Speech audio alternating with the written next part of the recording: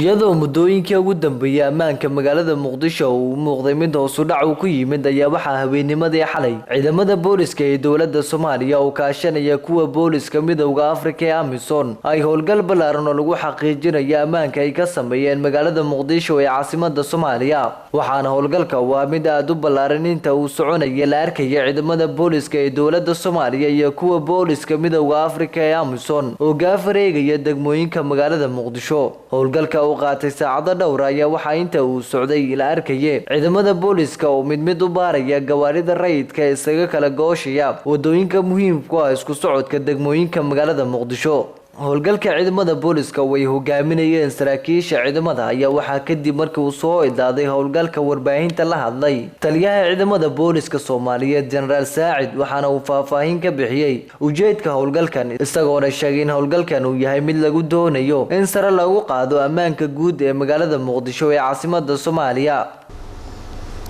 awdhan waxaan marinay ilaa fiidkii ilaa ay hadda oo labadii barkii saddexdii ku dhow ilaa geeska controlkii hore ee afgooye ilaa iyo balcad kaaraan hurwaa xaafadahan dhexe oo dhan waxaana si wanaag inaad indhiina kusoo aragteen habboon tahay inaad runtii aad qiimaysaan idinku laftigiinu sida amniga magaalada uu yahay waqti aad aragteen oo